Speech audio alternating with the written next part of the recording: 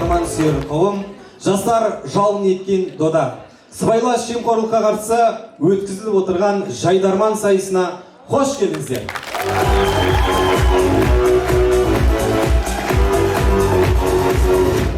Қарағанды облысының үздік топтары бақ сынайтын орта сіздер мен біздерге биыл әдемі маусымы болса, сол әдемі маусымын ашық деп жариялаймыз.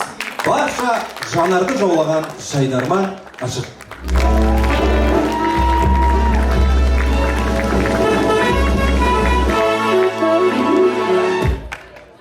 Құрметті көрермендер, жалпы бүгінгі ойынға 12 команда бақ сынайтын болады. Ойынның бастамасында осы бір 12 командамен сіздер таныса кетесіздер.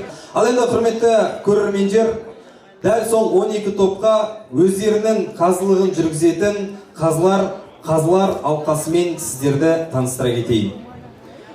Ортамызда 2017 жылғы Қарағанды облысының чемпионы, жайдарман жанашыры, болашақ VIP Әбдікәрімов Нұрасыл.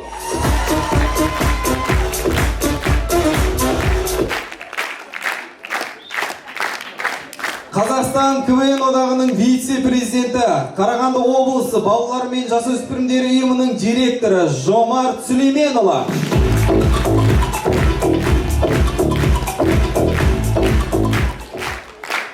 Қарағанды облысы әкімінің кеңесшісі, Сарыарқа адалдық алаңы жобалық кеңсесінің басшысы Малика Манатқызы.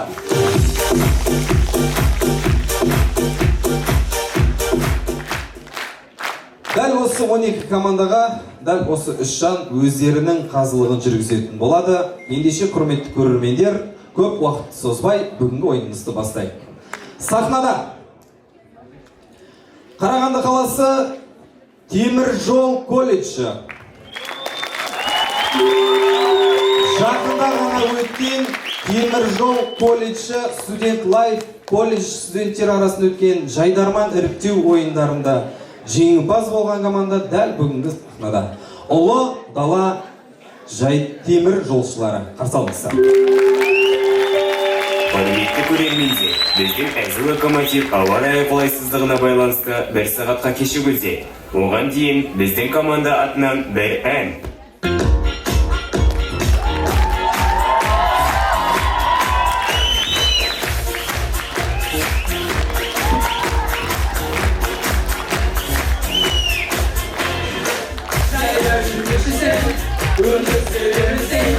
Polisқа билет алып көмек жүрсең, темір жол қауіпсіз, пойызбен жүреміз, қақсастым ойын абайды екеміз. Жаяу, біз жетеміз жеңіске, жаяу, біз аламыз кубокты.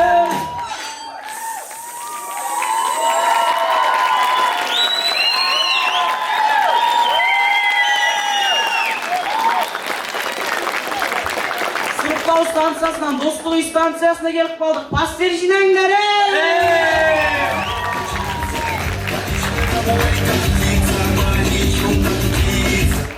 Құрметті көрермендер, Достық үй мен біздің колледж ұқсас. Мысалы, біздің колледждің аты Қарағанды темір жол колледжі. Бірақ та сортировкада орналасқан. Көрдіңіздер ме, аты затына сай емес. Дәл солай Достық үйіндегі гардеробшы апай мен охранник арайдың арасында достықтар жоқ. Алдияр, болмайтын әзілмен де әбі жүріп тұрсың. Вагон соңғы орындар сияқты.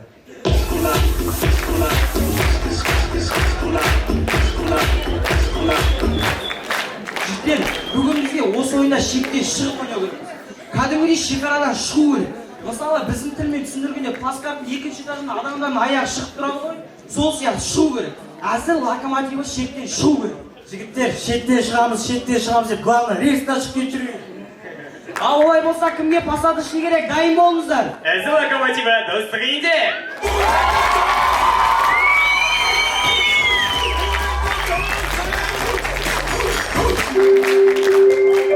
Тамашалаймыз. Құмар ойынға беріп кеткен машинист. Давай! Ей, қадал қалу ғой! Бір вагон кетті десей.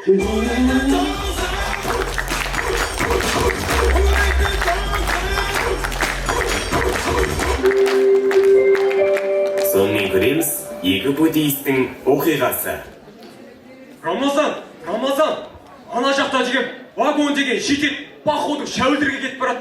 Анан жөндемесек бар емес пе, бізді жұмыстан шығарады. Анау не деген бітпейтін вагондар өзі 5 минут сайын келе береді, жүрші тез. Солғы жылан құсып. Досым, мынау дөңгелек дұрыс болмай тұр екен, темірді берші.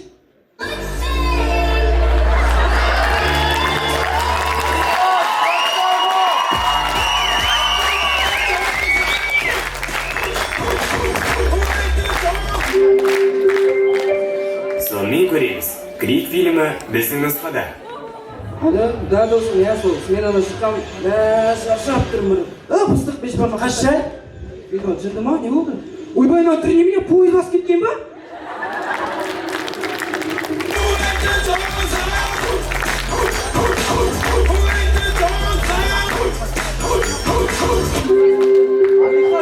Отқа түсіп кеткен бөтелке.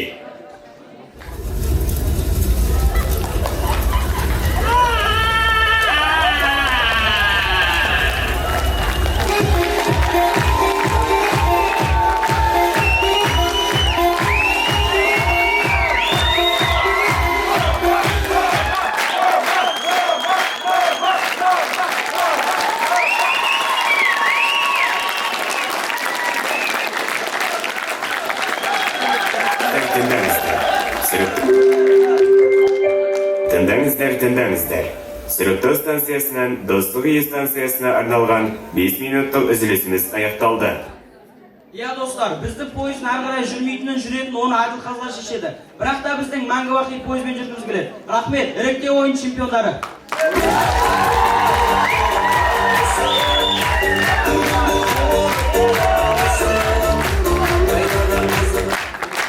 Рахмет, бастама жаман емес, Қарағанды темір жол колледжіне бір ерекше қошемет жасап қойсаңыздар. Бұл жандар сұрыптаудан келсе, енді бір жандар Бұқар-Жырау ауданы Үштөбе жалпы тірек орта мектебінен келіп отыр. Облыс орталығынан 7 шақырымдық жерде орналасса да, құжат алу үшін 70 шақырымдық аудан орталығына баратын Үштөбе құрамасы сахнада!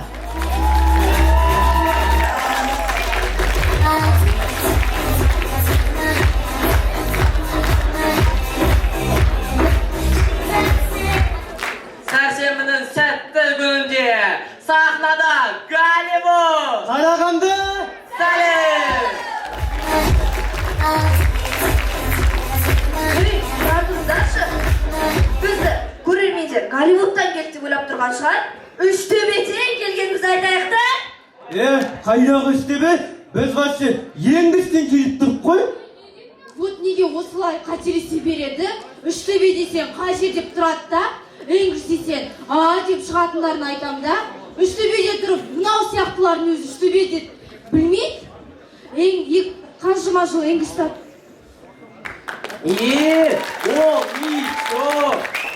Қарағандыда ондайлар жетеді ғой. Мысалы, әлі күнге шейін Абай көшесін Ленина деп, Сарыарқа көшесін Припанальныйда жүр ғой. Оны қоя тұр сен, әлі күнге шейін Талғат Бегелдинов атындағы әскери училищен Суворский деп атып жүргендер бар ғой.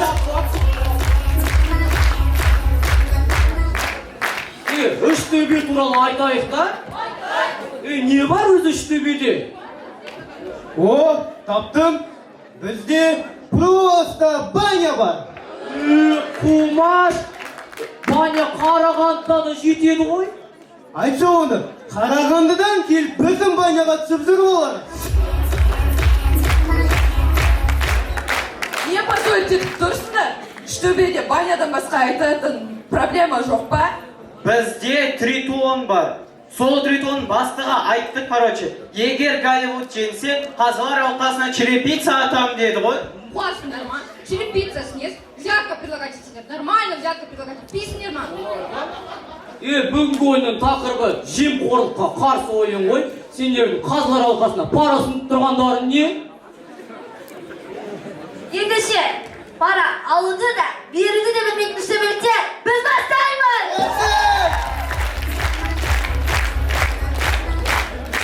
Біз кептен келгеннен кейін алғашқы әзілімізді жөн көрдік. Ендеше тамашалаймыз. Дұшан қалатын кабинеттері.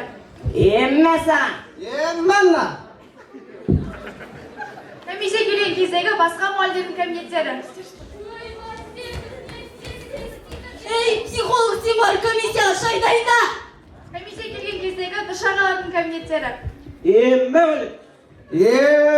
Погон.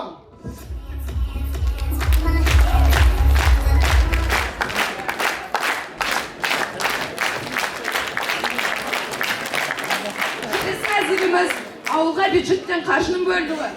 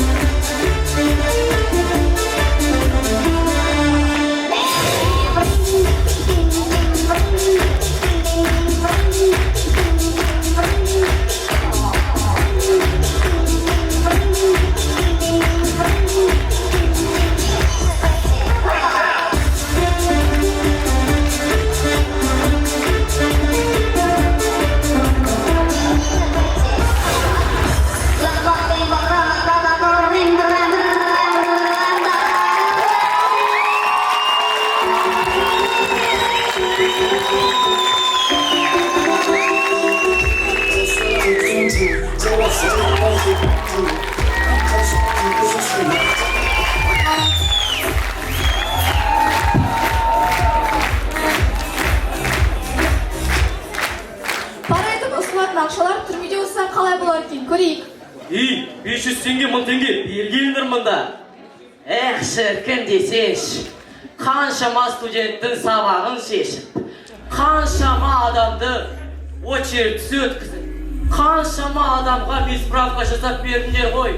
Енді түрлерін қараш түрлерін. Ей, жарай, бүгін мен сендерді қуантайын деп келдім. Бүгіннен бастап сендер бостандыққа шығасың. Шынба неге?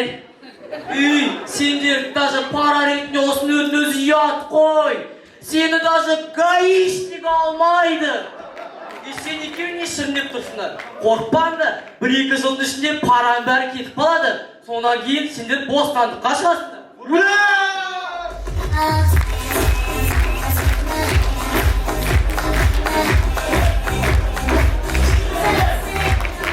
Сөз соңында. Арасының астарында бір шындық жатады.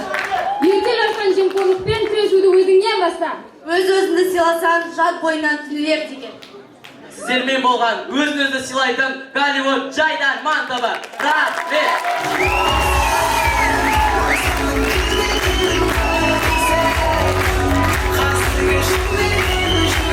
Голливуд жайдарман тобына бір қошеметтеріңіз. Әрмен қарай кеттік. Тағы да бір жеңімпаз болған топ. Өткен іріктеу сайысында колледж студенттер арасындағы жайдарман ойындарында 1-ші орын алған Қарағанды жоғарғы политехникалық колледжі. Құрдастар жайдарман тобы.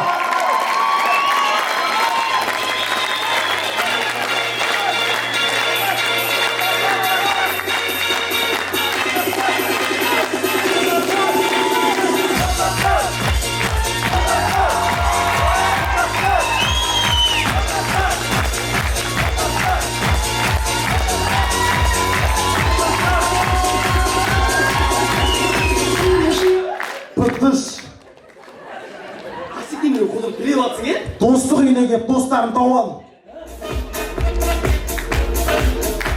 Жігіттер, Қарағандыға Шымкентте келдік па? Келдік. Политехқа оқуға түсіп па? Түстік. Катокқа барып баспен қадалдыңдар ма? Қадалдық. Евгентийға барып майоттың балаларынан баспен қадалдыңдар ма? Қадалдық. Жігіттер, жабақтың көкесі Қарағандыда қазір теплый остановка деген салған. Не пайдасы бар? Пайдасы оның кеше көшеде келе жатсақ, 2 болмыш остановкада отыр. Сонымен көреміз достар, остановкада 2 болмыштың әңгімесі. Валера үйін жинаса,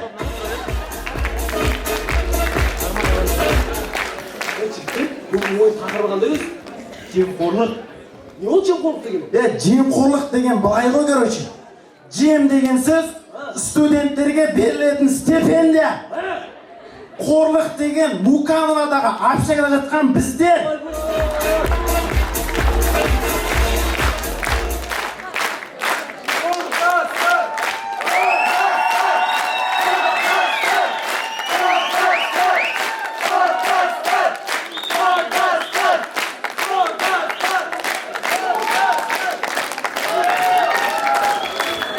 Олай болса алдарыңызда Шымкенттегі политехникаға атжаған жүрген құрдастар рамақсы!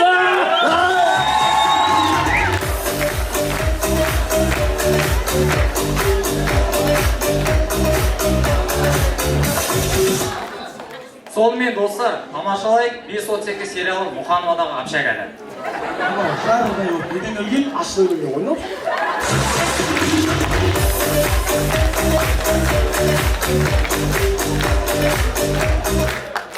Көрейік, қара кесек үйінде жалғыз қалса.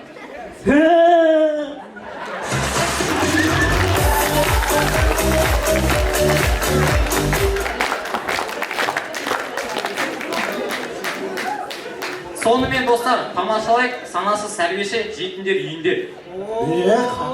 Қасым жүр, маман келді.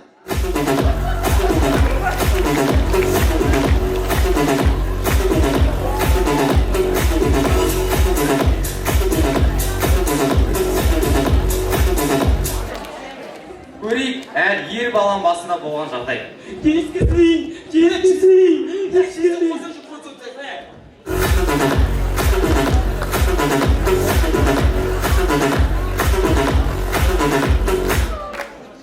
Тамашалайық, самооценкасы жоғары бомж.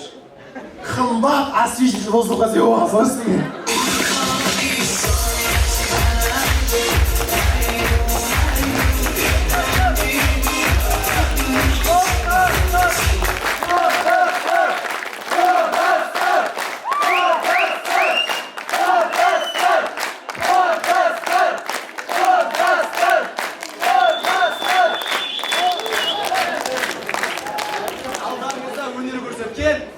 Қажы Батаққа рахмет.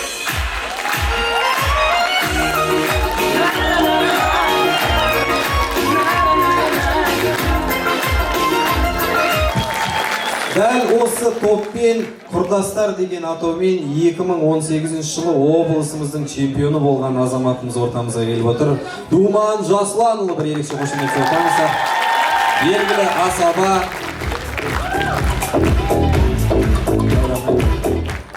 Тағы да бізде өте керемет қонақтарымыз келіп отыр. Айдос Вадила.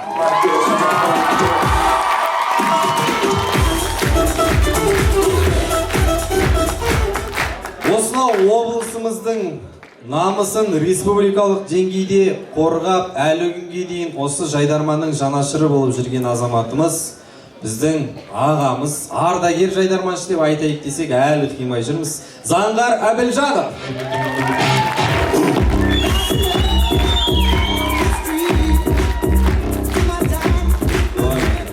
Міне, жалпы осындай ойындарымызға арнайы келіп, өздерінің қолдауын білдіріп жатқан бұрынғы ойыншыларымызға, ағаларымызға ерекше алғыс. Әрмен қарай жалғастырайық. Темір жолмен бір саяхаттадық, политехникалық колледжді көрдік, Үштөбеден келген жігіттерді көрдік. Енді медицина саласынан келген командаға бір көз жүгіртті. Қарағанды жоғарғы мейіргерлік колледжі 103 Жайдарман тобы.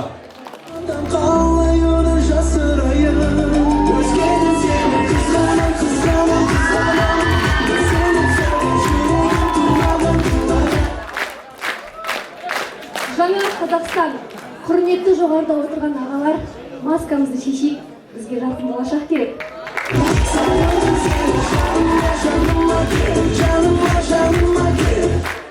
Ауырған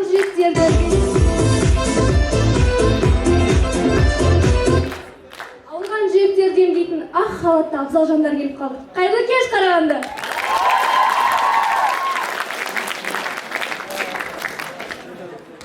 Осы неге бәрі больницада медсестра керек деп шақырады? Сонда медбраттар қайда қалды? Бұл азамат сияқты әділет. Өткенде қызық болды ғой. Иә, Бір дос баланың туған күні болады ғой. иә. Соған фурацелин сыйлыққа беріп жүргенсің ғой. Қуасың ба? Дәріні сыйлыққа берген кімді көрдің? Қазір білесің бе сен, сол дәрілер сыйлықтың бағасынан қымбат тұр.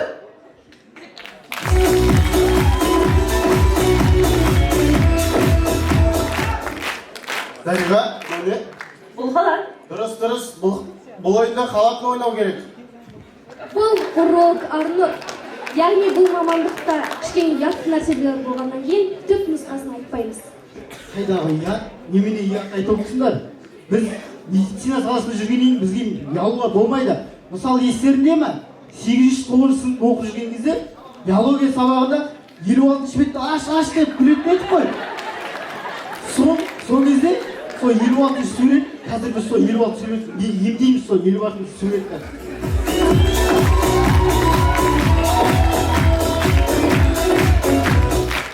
Бұл кардиолог Дариға.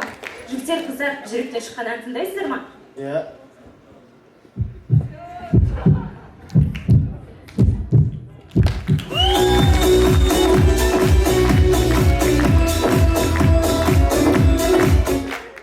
Жігіттер, қыздар, сендер деге көп сөйлеп кеттіңдер. Кет, быстро!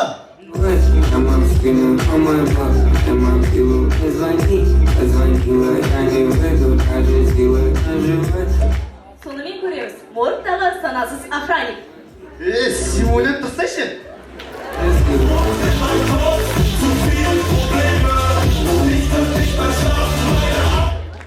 Мүлдем жағдайы жоқ, аурухана. Қайшы. Мақта. Инемен жүр. Түсіндің ба? Иә. Енді осылай маған жасайсың енді.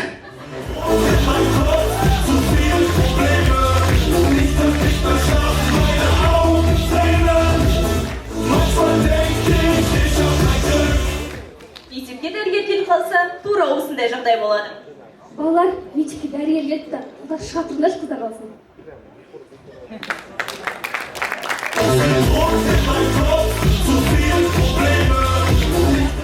Роддомға келген әнші қыз.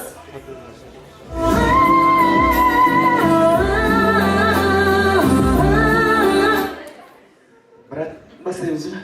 Жоқ, шамалы тыңдай тұрайықшы.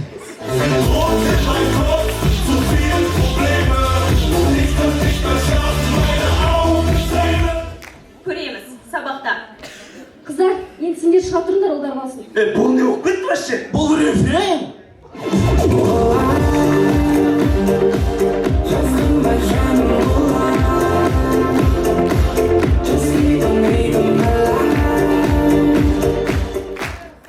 Сөз соның дәрігерлердің жиі айтатын сөзімен аяқтаймыз. Біз қолдан келген бәрін жасадық. Сіздермен болған шкалва 9, дроп 1 жүзіш командасы. Назарларыңызға рахмет.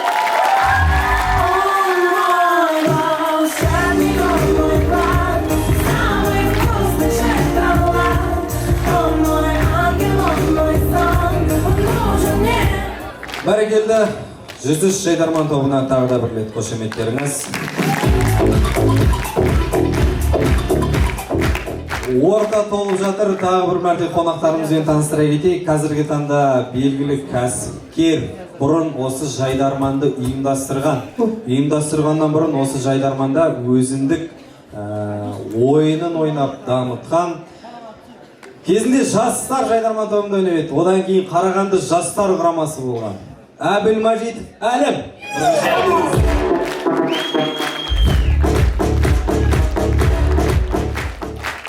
Қарағандыда жалпы мектеп командасынан Жайдарман бастаған жандар өте көп, бірақ соның ең алғашқысы әлі күнге дейін осы Жайдарманның төңірегінде белгілі Асаба автоцонда жұмыс істейді. Қуаныш Сейітханов.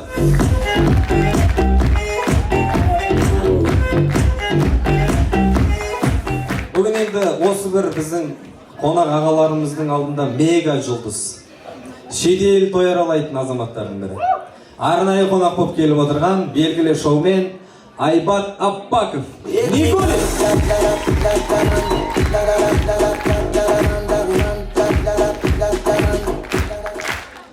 бәрекелді, әрмен қарай жалғастырайық. Бұл топтан өздеріңізді көрсеңіздер болады. Болмаса бұл топта сіздер өздеріңізше бағалаңыздар. Себебі өздерінше ойнайтын команда Қарағанды қаласы еркін құрама жұрттың балалары. Достар, келіс олай, бірден. Мака біздің команда сахнаға шығады. Балалардың жайдырман ойнамағанда біраз болды. Балалар артта жанып жүр. Сондықтан сахнаға шыққан кезде бүйтіп овация ұстап, аяқта кім? Баяғы бүйтіп футболдағыдай бағына істеп, сөйтіп болады. Залда Антошка бар ма? Антошка бүйтіп ойын болатқан кезде бүйтіп потолок деп болады, сөйтіп ойнауға. Сосын залда Айбол бар ма? Айбол, алай бүйтіп ойнап жатамыз ғой. Сол кезде негізі сен братан күштісің. Дайынсыздар ма? Ендеше болсаңыз, кеттік.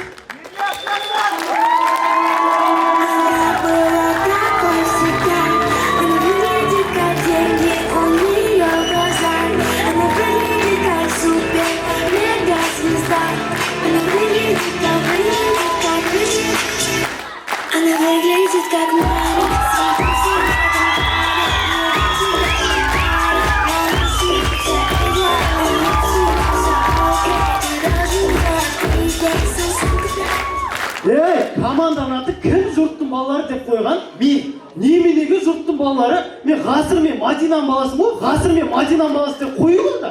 Неге Ғасыр мен Мадинаның баласы? Мен де әкешім бар. Уалихан мен Сабинаның балалары деп қою. Жоқ деген, Сабина мен Уалихан деп қоясың, мен де әке-шешем бар. Нұрлан мен Самал деп қояйық. Адил, Нұрлан мен Самалдың баласы деп қоймаймыз. Мен мама мен папам жоқ қой, сондықтан жұрттың балалары деп тұра берсін. Кесір Қазақстан!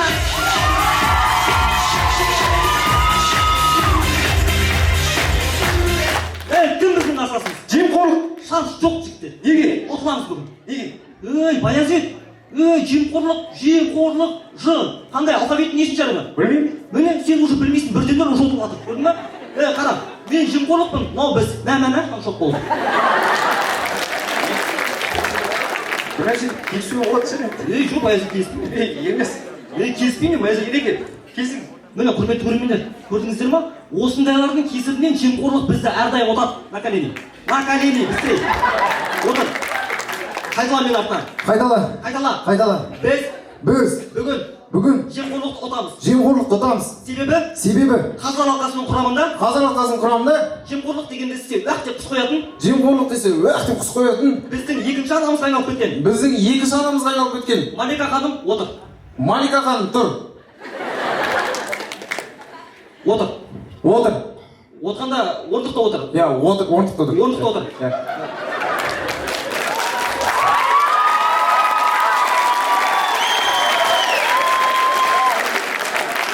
Сені көрсін. Мен неге отырмын?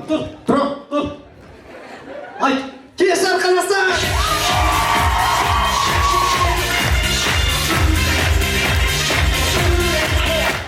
Жігіттер, тұрған сендер бездірмей қандай принципиальный адам екеніңді. Кеше больницаға түсіп қалған ғой, 8 рет пышақталды ғой, цық кетіп. Содан кейін больницаға жатса, медсестра келіп маған айтады, бахила кеңес дейді. Бахиланың түсін сұрасам, көк дейді ме? Көк түс бахила дейді ме? Көгілдірмін ба не? Сөйлемінде үтір жапала дұрыс айтады. Кесір Қазақстан!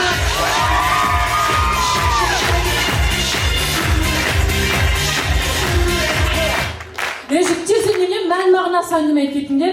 Білесіңдер ма, Бақай деген топ бар ғой. Сол топтың атын қалай қойған білесіңдер ма? Қалай? Бақайым! Ендеше топтың атын Бақай деп қояйық.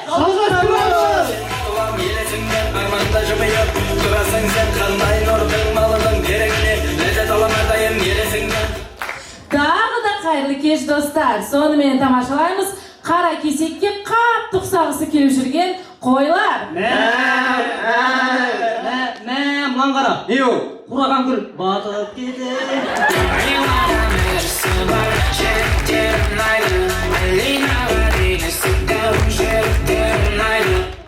Кейде отбасында болған жағдай. Жағдайымыз жоқ.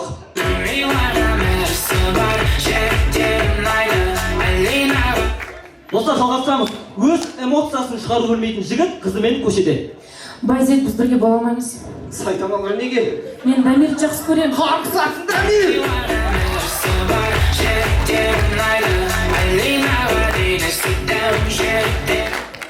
тойда ешқашан бірінші болып тілек айтпаған ағамыз тойда. Ал құрметті ата, осы әулет үлкен ретте бір ауыз сөз жастарға айтып жүрсеңіз. Мен қосам. Жоқ, қосылғанда тілекті өзіңіз бастап тұрсыз ғой, жастарға бір нәрсе айтсаңызшы. Иә, дұрыс айтасың, қосам.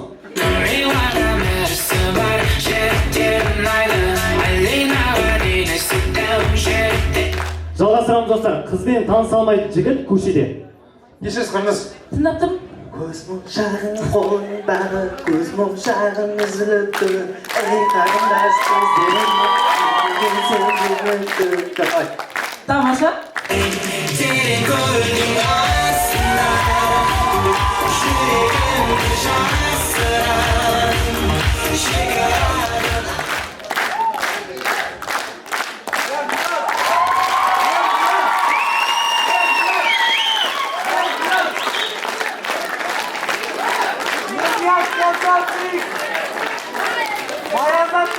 Құрметті достар, сөз соңында. Біз жұрттың балалары жайдарман тобы, осы жайдарманның арқасында бір отбасыда әрі тату болып кетті. Біздің командада сөзге таласу, рөлға таласу деген жоқ. Сондықтан мен сөз соңын Байзетке беру жөн көріп тұрмын. Айхан дұрыс айтады. Біздің ауызбіршілігіміз мол, соншалықты мен өз сөз соңында әділ беремін. Біздің біріміз өте жақсы, сондықтан өз сөзімді мен Тоғжанға беремін. Ұлдар тұрған кезде мен сөз сөйлеген дұрыс болмас, сондықтан мен сөз соңын Ерниязға беремін. Құрметті көрермендер, байқап тұрғандарыңызда бізде сөз соңы жоқ. Сахнада өнер көрсеткен жұрттың балалары және Баязет біздің команда ойнамайды. Рахмет.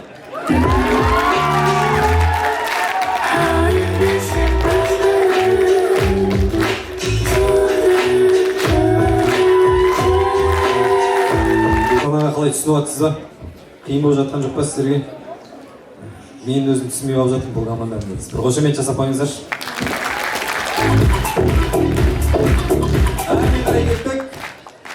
Ағадыр кентінен арнайы осы ойынға келіп отырған Әлімхан Ермеков атындағы жалпы орта білім беретін мектебінен Аманаттай жайдарман тобы. Қарсы алыңыздар.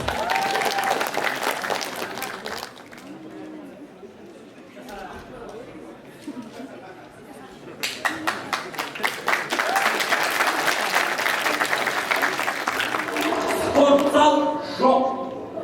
Соншалықты жастардың бәрі боксқа қатысып, спортзал жетпей, далада бокстасып жатамыз. Ал ол сыр көзге төбелес болып көрінеді. Құрметті жоғарыдағы ағалар, біз ағадырға спортзал залымызда елге жексұрын болмайды.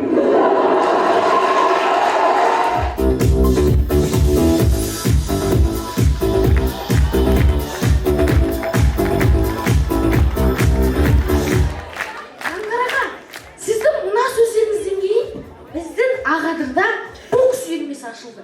Енді бізге аэропорт керек. Неге? Себебі біз бүгін осы ойыннан ұшып кетеміз.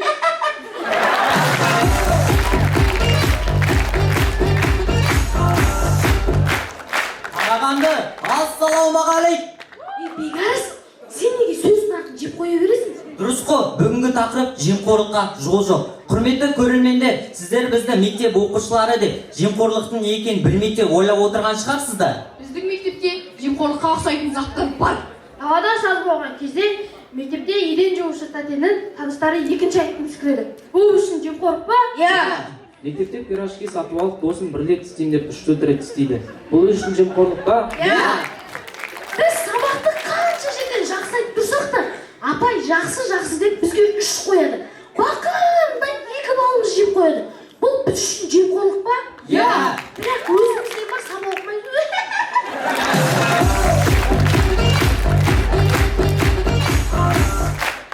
Жанас, бізбен саған тосын сый бар. Көрсетші.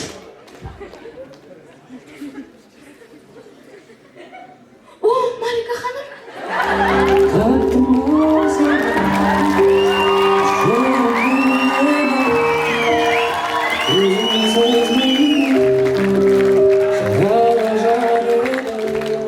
Малика ханым, мынау сізге.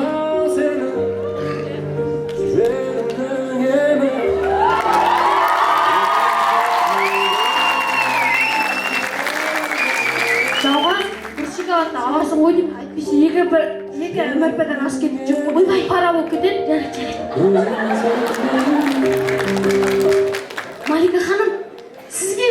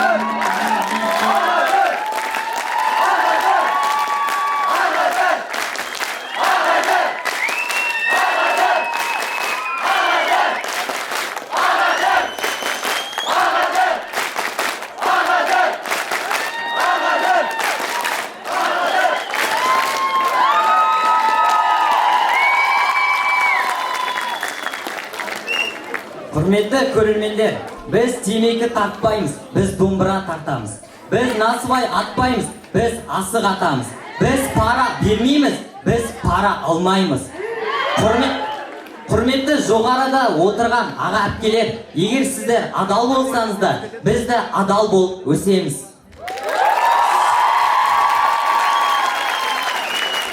Сіздермен бірге болған аманат құрамасы. Аманатқа қиянат жасамаңыздар. Рахмет!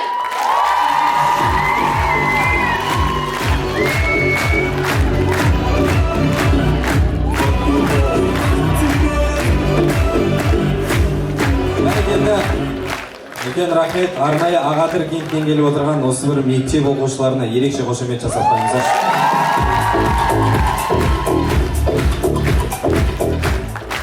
Әрмен қарай кеттік. Тағы да бір ерекше топ, еркін құрама, өздерінің жеке әлемі бар.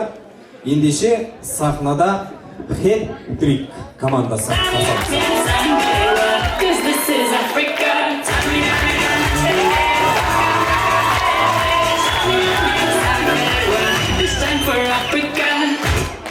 Футболдың студиялары әділетсіз болғандықтан, жайдарманның студиялары әділетіме деп келдік.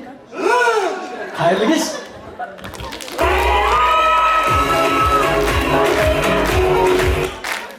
Жігіттер, бүгін антипорно ойын.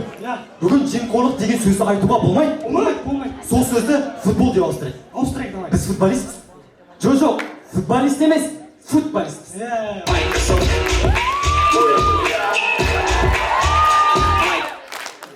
Футбол екі түрге бөлінеді. Үлкен футбол және мини футбол. Мини футбол деген жүгіргенде дейтін звуктар шығатын ғой, Иә. Үлкен футболда қаражат көп, бірақ нәтиже жоқ. Өйткені ол жақта не бар жігіттер? Футбол. Футбол бар. Ал мини футбол кішкентай, бәрін анық көре аласың. Нәтижесі деген мықты. Бірақ ол жақта не бар жігіттер? Футбол бар. Мини футбол.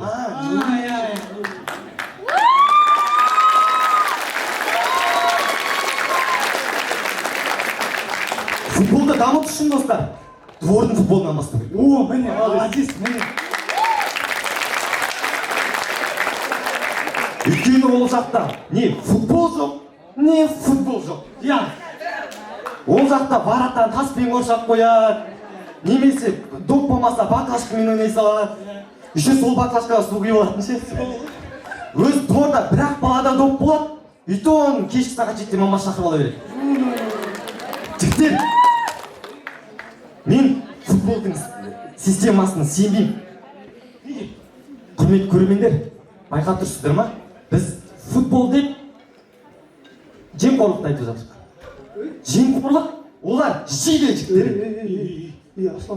Аслан, қозғалма, кетесің, Аслан. Қозғалма. Не болды? Аслан, қозғалма. Жігіттер, мен антикорын ойында тұрып, жемқорлық деген айтқан жоқпын жігіттер. Мен футбол туралы айтып жатырмын жігіттер. Футбол туралы айтып жатырмын. Футбол. Жодан, кетті ма? Кетті. Ендеше лазер кетсе бізде кет.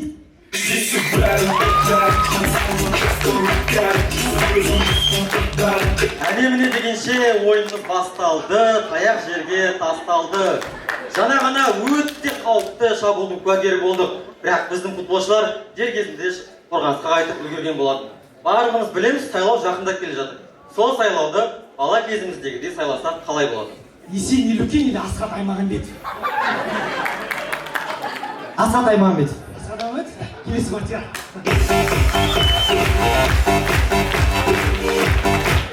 Ойынымыз майдан қыл суырғандай өте керемет өтіп жатыр. Ал біз дәл осындай қарқынмен қарымта шабуылымызды әрі қарай жалғастырамыз. Сонымен көреміз, Криштиану Роналду емші болса қалай болады?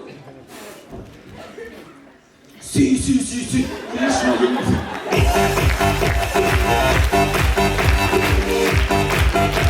Блестяще! Бара-бара, бере-бере ойынымыз қысып бара жатыр. Міне қызық, қараңыздар.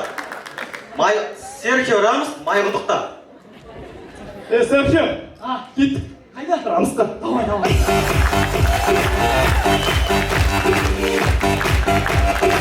Модричтің пасы, Бенземаның басы, Рамостың көз жасы. бұл әзілді дәл осы 3 сөзбен қорытындылауға болады. Сонымен көреміз, енді Криштиану Роналду ЗАГСте жұмыс істеп қалай болады. Құрметті Айжан, сіз Айбатты өмір бақи сүйіп өтіп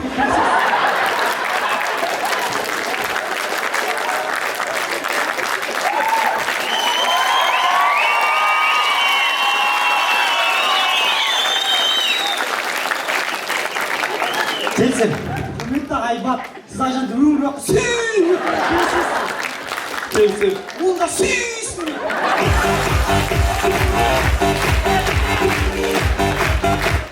Мима, мамма мия деп қойды.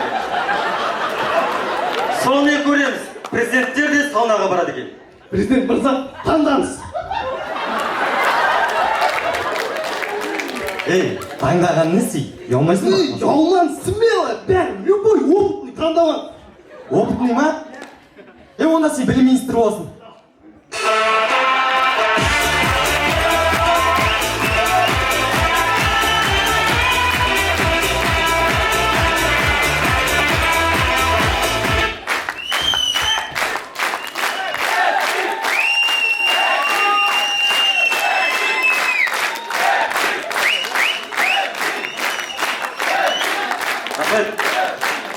Сіздердің алдарыңызда өнер көрсеткен Георгий Черданцев, Константин Гений. Рахмет, Қарағандым.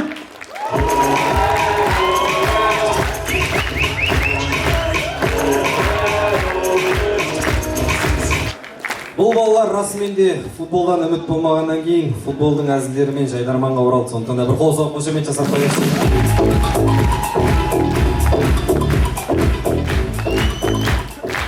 Әрмен қарай жалғастырайық. Жергілікті топ Евний Букетов атындағы Қарағанды университеті қыздардан құралған Амазонка жайдарман тобы.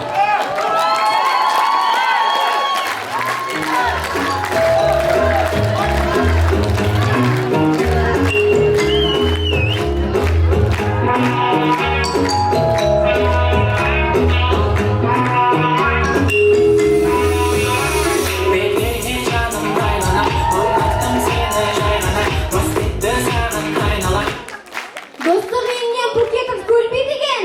Қалай? Маш. Алдарыңызда болашақ мұғалімдер. Сәлем берді Қарағанды.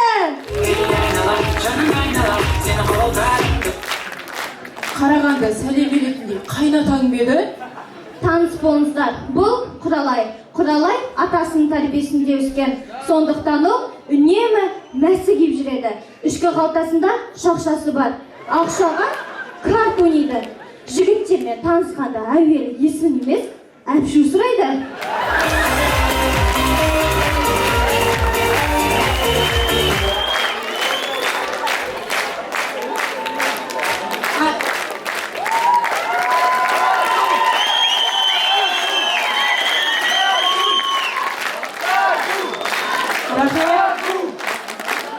Атам айнады. Ат басына күн туса, ауыздықпен су ішер. Ел басына күн туса, етігімен су кешер. Атаң соңғы жаңалықтардан қабарсыз ау. Ат басына күн туса, ауыздықпен су ішер. Оны қазір алып тастаған күн туса, етігімен су кешер. Өзекті де саяси, астарлы, мағыналы табиғат айтқан қабырға Мерей. Мерей халық әндермен қара кесекті сүйіп тыңдайды.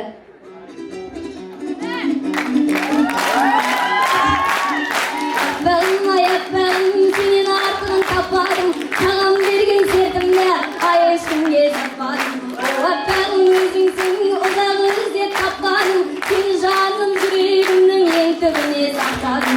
Күмбізсің маңай, отта тұрғанай, айналайын көзіңмен ашып жұмғандай.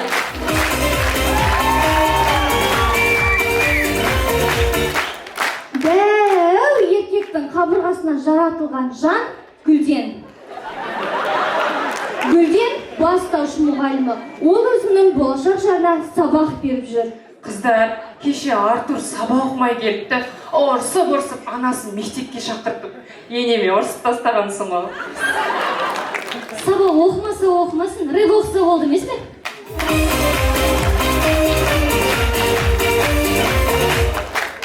Айтпақшы, Мерей өтірік әңгіме естісе, ән айтып кетуі мүмкін. Қыздар, Ернат ағай, красавчик, ә? Жалын кешті, жалын кешті, күндер айға қарағым, көзден, çıkmaz esten, gönderegen yanarım. Ayım bulsun onundan, yıldızım bulsun solundan, amansız gitsin yılmazda, sansız başlar sonundan. Бұл айым команданың сортировкасы. Сәл жабайы Амазонканың соңғы тұяғы. Ей, не жабай деп тұрсыңдар? Тиктокта стрим отқан жерінен ұстап алып бердіңдер? Прямой эфирге түкіргенді көріп бердіңдер. Әлде төбелес жатқан видеоны сау жердіңдер ма не? Жабайы екеніңді барлығы біледі ғой. Достық үйіне келіп қыздар суретке түсіріңдерші, шалдарға жіберейін деп айттым. Сен емес пе?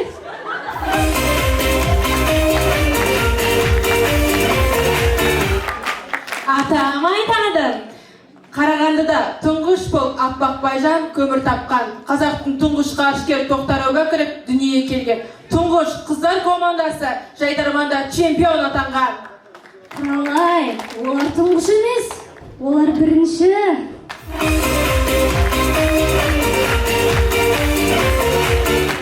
Айым, не үшін шықтың? Амазонка тайпасын сан азайтып жатыр. Бізге еркек керек. Өзіміз әрекет етпесек, жас еркектер қалмай бара жатыр ай. Осыдан соң қалай папиктерге қарамайсың? Атамайды! Қыздар, болды, аяқтаймыз.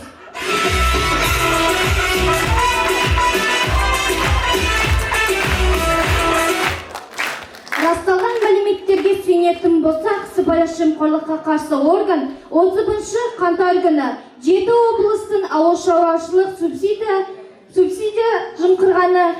жымқырғаны үшін қамауға алынды. Бұл біз білетін мәліметтердің жай бір бөлігі ғана. Ал біздің білмейтініміз көп. Демек, жұмыс жасалуда. Сіздерге 45 минутын 5 минутын арнаған болашақ ұстаздар. Сахнада Амазонка. Рахмет, Асқат Аймағамбетов.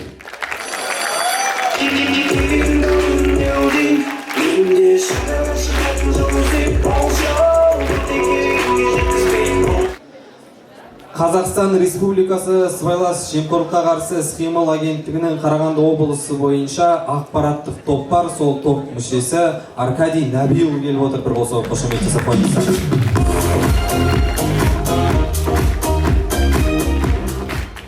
Әрине қуантады, себебі осындай ағаларымыз келіп Жайдарманға деген оң көздерімен қарап бізге үлкен бағаларын беріп жатыр. Сондықтан да сіздер де ағаларымызға ерекше рахмет. Әрмен қарай ойынымызды жалғастырайық. Ортада өнер ортасынан келген топтың бірі Қарағанды Тәттімбет өнер колледжі, Тәттімбет Жайдарман тобы. Қарсы алыңыздар. Самарбек диджей.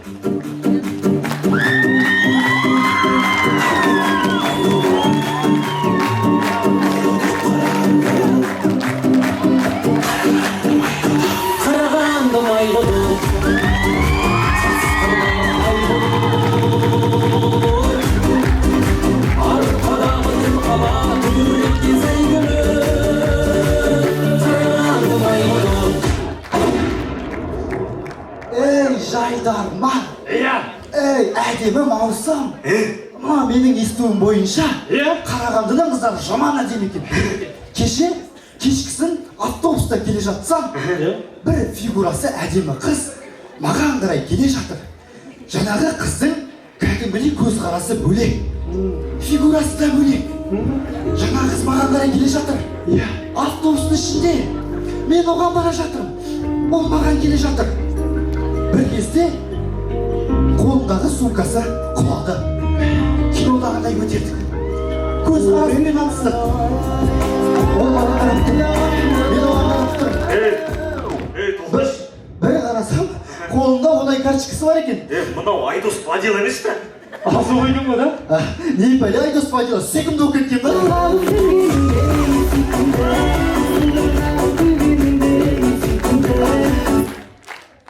Шақ дейтін бар ғой.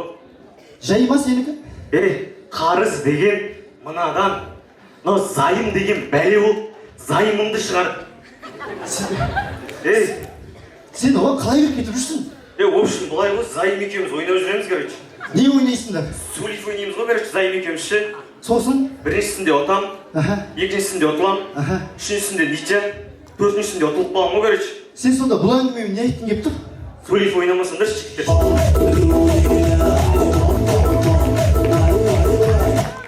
Ендеше ойынымыздың басын үндістандық жігіттің сөзімен бастаймыз. Намасте, хэмдоли, хиболи. Не деп жатыр? Зайым ал, жарқын жақта өмір сүрді.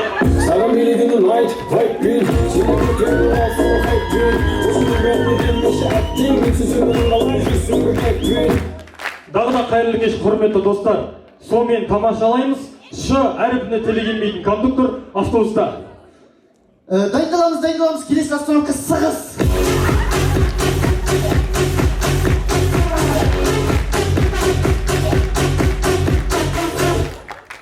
Әйгілі эстрада жұлдызы Асан Пердеш Африкада концерт болса қалай болсын деп. Үшінші тілекті тілейміз, үш жүздеріңіз аман болсын деп, ортамызға тектілер кірсін деп. Төртінші тілекті тілеймін, төртінші тілекті тілеймін, жағалас болса бұрадар.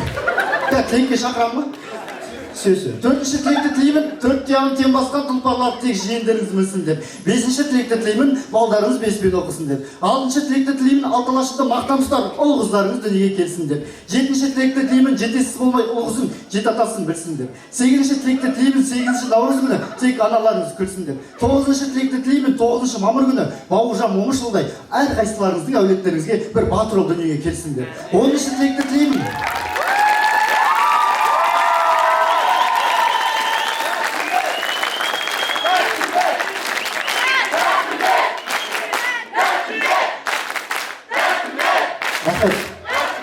Оныншы тілекті тілеймін, осы тілекке қосылған жандар әдемілеп түпір шапала құрсын деп. Сіздермен бірге болған 10 мың теңгеге құдалыққа шығатын тәттімбет құрамасы. Рахмет, жанкесен көрермен.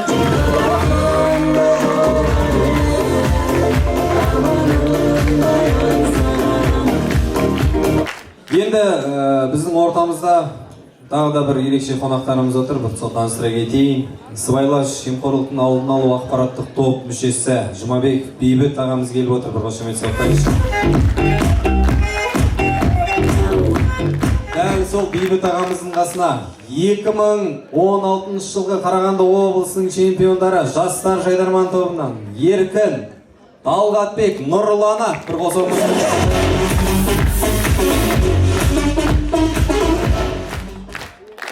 Оның ар жағындағы жігіттер не важно?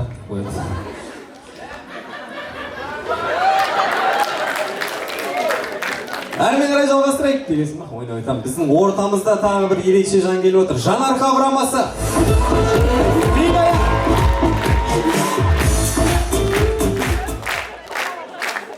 Күн.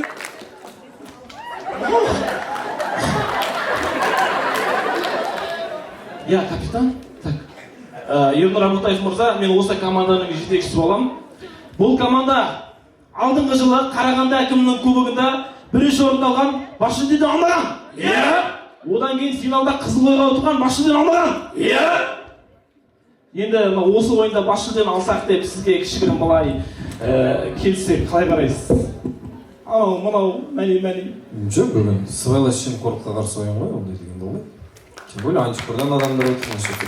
Антикор? Антикор дейді. Айтпайсыңдар ма? Қарашты антикор отыр ма? Бәрің емес. Біреу қараш, қарам ба?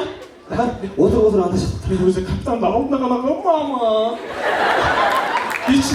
Так, бітеміз. Зонтикті былай жабамыз. Мен күлеміз. Күліңдерші. Артқа бір шақ береміз. Дым болмағандай. Өтірік. Ыржыңдамай тұр. Бәрін күш. Бұрасы олай. Бұрыншы. Жоқ, керек емес. Сыбайлас жемқорлыққа жол жоқ. Біз ойнамайық.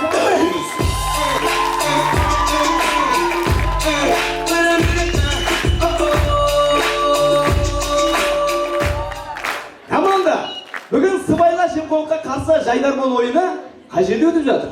Достық үйі. Достық үйі. Яғни достасатын жер. Құрметті антикор қызметкерлері, может это судьба? Ложь бывает сладкой, но сколько правда, только небо знает, что же будет завтра? Завтра мы перестанем делать. Біздің миссиямыз халықтың полиция қызметкері деген көзқарасын өзгерту. Сол үшін біз Жайдарманға келдік. Өзімнің агентім Джим Керри 007 Айқын Сықынып әкеліп шақырды.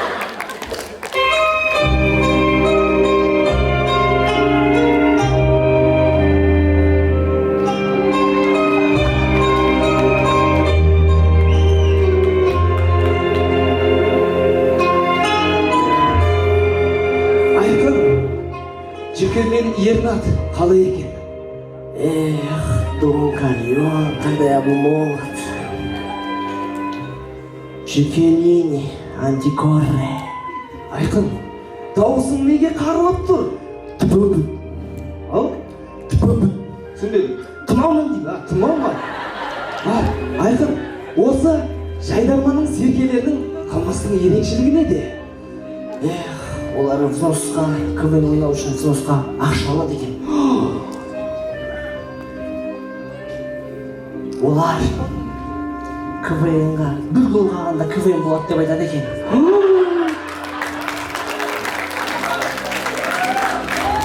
Редактура да әзілдерді қырық тастайды екен. Не? Деп жүрші тұршынаға. Ай, көзім жатсын. Тұр, суын құрып атыр аяқты. Қолма кішен мына жерсінші. Жігіттер, сендер уайымдамаңдар. Бұл ойында смело ойнаңдар. Әділ қазыларда Жомарт Әбішев, жаңа Қазақстан, әділетті Қазақстан деп жүрген Жомарт Әбішев отыр. Ақты ақ, қараны қара, коньякты коньяк деп жүрген Нұртай ағамыз отырған жоқ.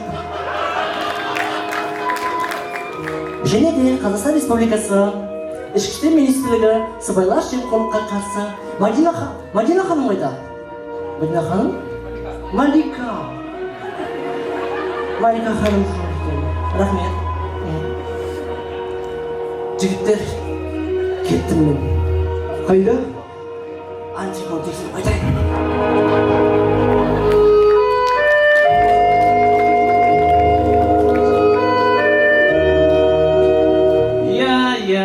Бұл менің ең мықты агентім Джонни Дэн Фитна Беканов Бейби деген кісі болды.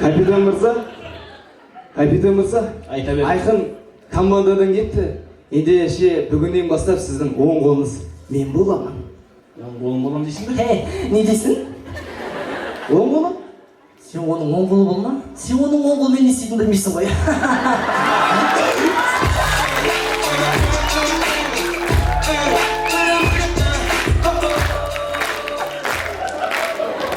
Жарайды, ендеше сіздің сол қолыңыз болайын. Мен сені алдадым әлі бе, капитан мырза, солақай.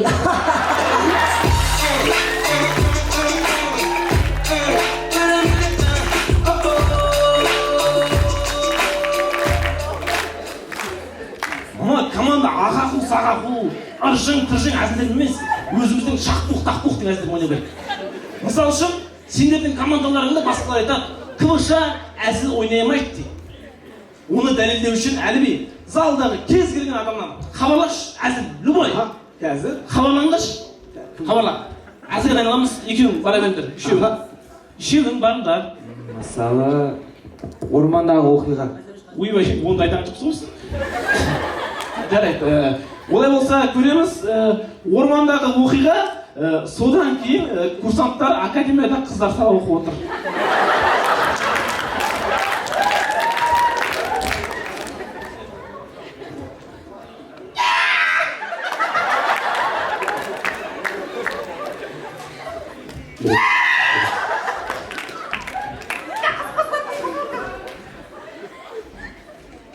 Muratova, yok what?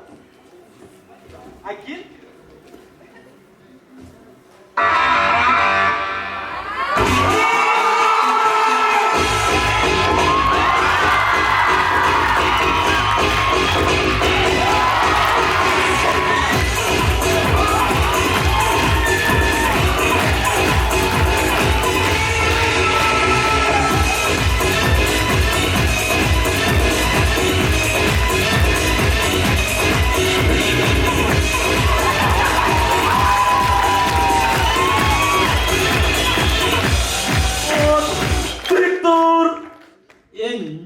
хайвай мынау, не хайвай? Аудиториядан бір кетіп қалсам, ешті неге шулап кетесіңдер, а? Кім осының бәріне кінәлі? Капитан мырза, өзіңіз білетіндей, курсант Мұратова. Курсант Мұратова. Бәріне кешік білетін кім? Мұратова. Атыстайында кешік білетін кім? Мұратова. Курсант Мұратова. Мен Үй тапсырмасына, сыбайлас жемқорлыққа қарсы деген үй тапсырмасына дайынсың бе? дәл солай. Онда кеттік.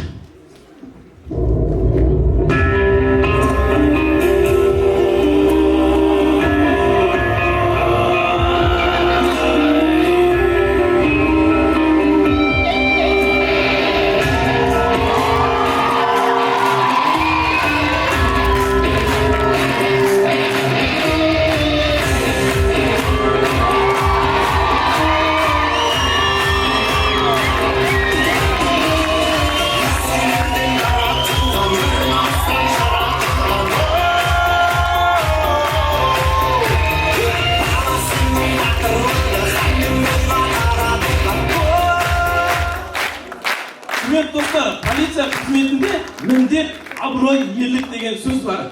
Өз міндетін жете түсініп, академияның абыройы үшін сахнаға шығып ерлік көрсеткен КВШ құрамасы.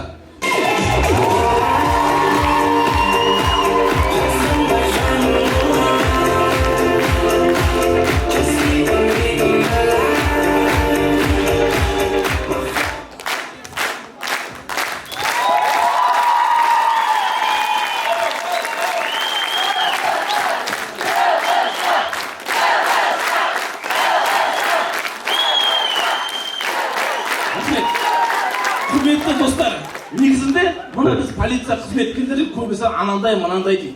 Негізінде полиция қызметкерінің ерліктерін газет мақалаларда, каналдарда неше кинолар түседі. Ал негізінде біздің қызмет туралы реп айтатын жан ол Шерхан. Шерхан, Біздің қызмет жайлы айтайық. Опять, let's go.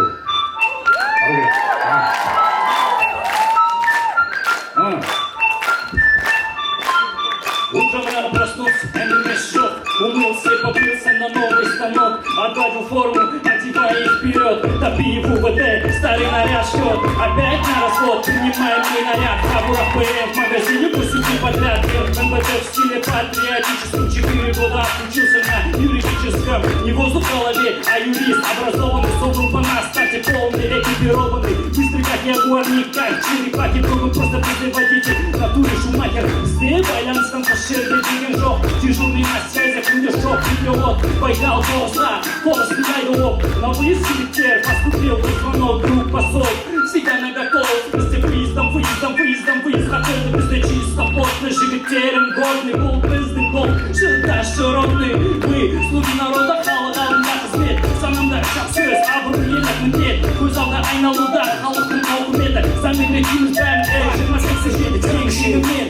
Заң алдында бәрі тең, антабылдалығанға көп күнді сүйімен. Көп вагон иықтар, алтын жұлдыздарымен. Қазақстан Республикасында қызмет етеді.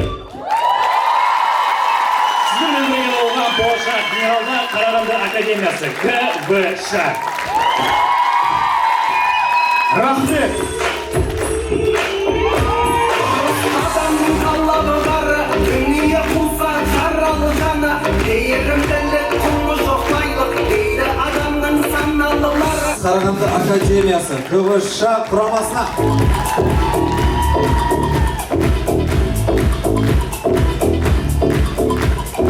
Соңғы түйін бүгінгі ойынды аяқтайтын Қарағанды облысы Шет ауданы Ақжал кенті Новоцинк жауапкершілігі шектеулі серіктестік кәсіпорнынан шахтерлар жайдарман тобы. Теңіз қосылған өмірдің қызықыма етті ғой. Ән шығарып, клип түсіреміз деген.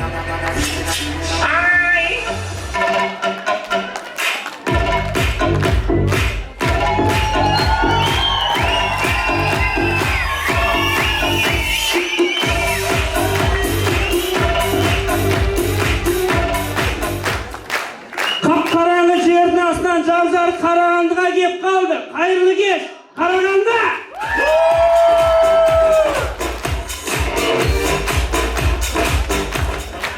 Бүгін ойынның тақырыбы қандай жалпы? Бүгін сыбайлас жемқорлыққа қарсы ойын. Вот, міне, осы жерде жемқорлықтан алуға болады. Мына сіздердің алдарыңызда тұрған 5 шахтер, мына қорғасын мен цинкті белгілі мөлшерде, мына берілген планнан асырып беріп жатырмыз. Бірақ біздің оған Қазақстанның экономикасы дым өзгерген жоқ. Тәкем, ол біреулер жем жатқан шығар? Құрметті жоғарыдағы біреулер, цинк жейтін зат емес қой, қойсаңдаршы.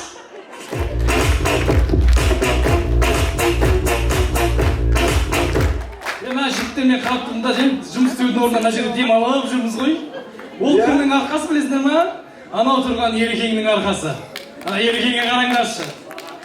Түр десе түрі бар, бой десе бойы бар. Ақ әдемі, көрсең көзің тояқ. Ана ашық мінез, жарқын көңіл.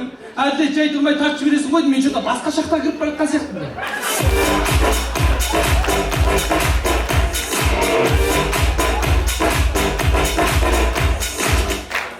Негізі, құрметті көрермендер, жайдарман өте дамыған ойын. Бізде шахтада да жайдарман өтеді. Биыл мынау жерасты лигасының жайдарманнан финалы өтті. Ойын деген масқара болды енді, деңгейі сұмдық. Бірінші болып взрывникта шықты, жарып тастады. Асқанбай қалғандаршы? Білмеймін, қалған таппай қалдық қой құрсын.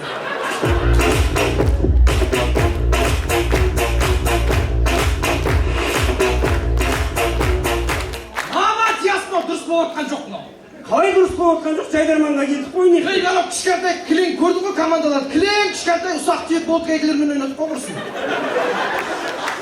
Ей, біз квн ойнап жүргенде мына жерде отырған қонақтар бізбен бірге қол ұстасып, полуфиналдан ұшып жүрген команданың капитандары отыр ғой мына жерде. Мына негізі құрметті көрермендер, сіздер білмей шығарсыздар. Біз осыдан 10 жыл бұрын жайдарманды тамамдап қойып, жердің астына кіріп кеткен болатынбыз. Бүгін мінекей жердің бетіне шықтық. Ендеше жайдарман марқұмдарды қаса!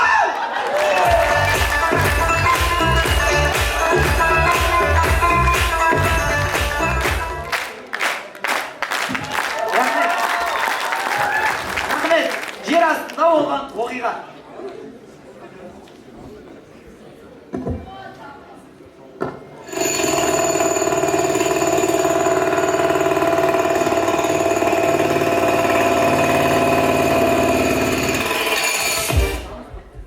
Кет. Не болды, Асқабай, не болды? Орыс бетіне кіріп кеттік қой деймін.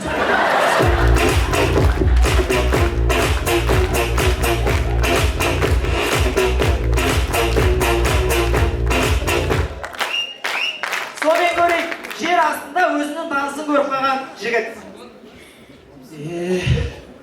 Солайды. Сенің кеткеніңе де қырқмадық иегерлері.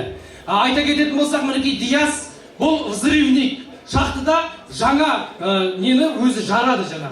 Забойдың бәрін өзі жарады. Мынау тұрған Әділет, бұл оператор Самосвал. Шахтадан шыққан руданы сыртқа қарай тасиды. Мына Ернұр деген бұл машинист насосных установок. Яғни сол суды сыртқа қарай шығарып салады. Асқабай, қазір жаңа Қазақстан. Сондықтан біздің мамандықтарымызды қазақша күштілеп хабарлап таныстыршы. Енді шама келгенше қазақша таныстырайын. Мынау жігіт енді жарғышбек жарады. Мынау тасқышбек тасиды. Анау сорғышбек сорады. Ендеше ойынымыз осымен тәмам. Рұқсат болса, барша жайдарман топтарын сахна төріне шақырамыз. Қошеметтеріңіз.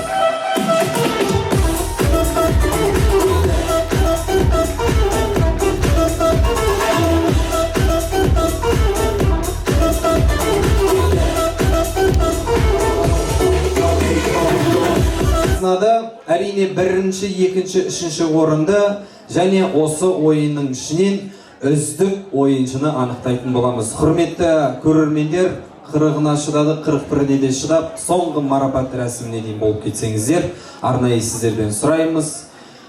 Диплом 3-ші дәрежелі сыбайлас жемқорлыққа қарсы мәдениетті қалыптастыру және парасаттылық құндылықтарды ілгерілету мақсатында өткен жемқорлықсыз болашақ атты жайдарман сайысында жеңіске жетіп, 3-ші орынға ие болған.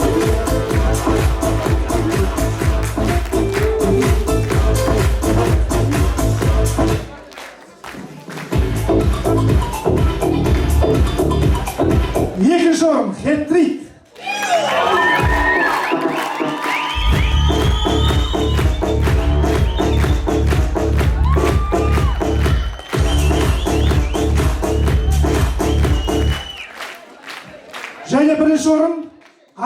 академиясы КВШ.